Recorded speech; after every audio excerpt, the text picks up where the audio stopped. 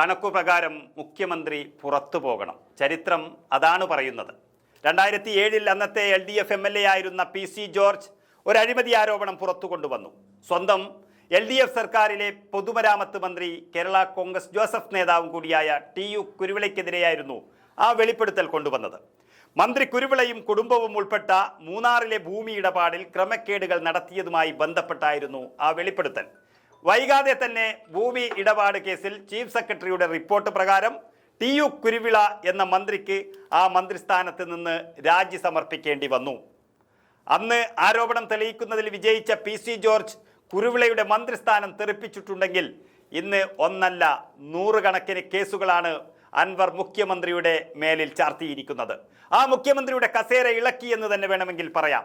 2007 പാർട്ടിക്കും PC ജോർജിനും LDFിൽ നിന്നും പുറത്തു പോകേണ്ടി വന്ന ഒരു കാഴ്ചയാണ് നമ്മൾ കണ്ടത്. മുന്നണിയിൽ ആലോചിക്കാതെ മുന്നണിയിലെ മന്ത്രിക്കെതിരെ ആരോപണം ഉന്നയിച്ചതിനായിരുന്നു അന്നത്തെ LDF കൺവീനർ വൈക്കം വിശ്വന്റെ നേതൃത്വത്തിൽ PC ജോർജിനെ മുന്നണിക്ക് പുറത്താക്കിയത്. ധൈര്യമുണ്ടെങ്കിൽ ഇന്നത്തെ കൺവീനർ TP രാമകൃഷ്ണൻ അൻവറിനെ പുറത്താക്കാനുള്ള ചങ്കൂറ്റം കാണിക്കണം. വൈകാതെ അന്ന് PC ജോർജ് UDF പാളയത്തിൽ വന്നു. 2 കൈയും നീട്ടി അവർ സ്വീകരിച്ചു. അത് തന്നെയാണ് ഇതിലും ഇനി സംഭവിക്കേണ്ടത്. 17 വർഷങ്ങൾക്കിപ്പുറം സമാനമായ സാഹചര്യത്തിലൂടെ LDF വീണ്ടും കടന്നു പോകുമ്പോൾ മുഖ്യമന്ത്രിയുടെ രാജിയാണ് കേരളം ആവശ്യപ്പെട്ടു തുടങ്ങിയത്. പക്ഷേ രാഷ്ട്രീയ മര്യാദകൾ പാലിക്കാൻ അറിയാത്ത പിണറായി വിജയൻ ധാർമ്മികതയ്ക്ക് വലിയ സ്ഥാനമൊന്നും നൽകില്ല എന്നുറപ്പാണ്. അതുകൊണ്ട് രാജിയില്ല ഇത്തവണ. പക്ഷേ മലപ്പുറം ജില്ലയിലും ന്യൂനപക്ഷങ്ങൾക്കിടയിലും CPMന്റെ തുരുപ്പ് ചീട്ടായിരുന്ന സ്വതന്ത്ര MLA ആയ PV അൻവറിന്റെ ഭാഗത്തു നിന്നാണ് വലിയ ഭൂകമ്പം വരാനിരിക്കുന്നത്. കേവലം ഒരു ഘടകകക്ഷിയിലെ മന്ത്രിക്കെതിരെയല്ല, മറിച്ച് മുഖ്യമന്ത്രിക്കും പൊളിറ്റിക്കൽ സെക്രട്ടറിക്കും ADGPക്കുമെതിരെ വളരെ ഗുരുതരമായ ആരോപണങ്ങളാണ് PV അൻവർ MLA ഉന്നയിച്ചിരിക്കുന്നത്.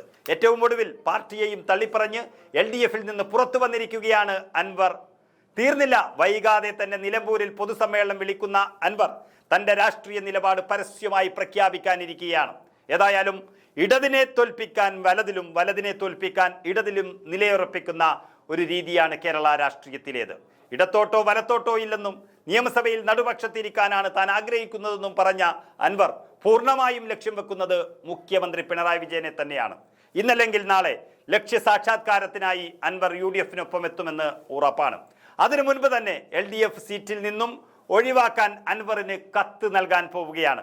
2007 ഭരണപക്ഷ MLAയുടെ വെളിപ്പെടുത്തലിൽ മന്ത്രി രാജിവെച്ചിട്ടുണ്ടെങ്കിൽ 2024 അത് സംഭവിക്കാം. കാരണം എതിരാളികൾ രണ്ടും ശക്തരാണ്.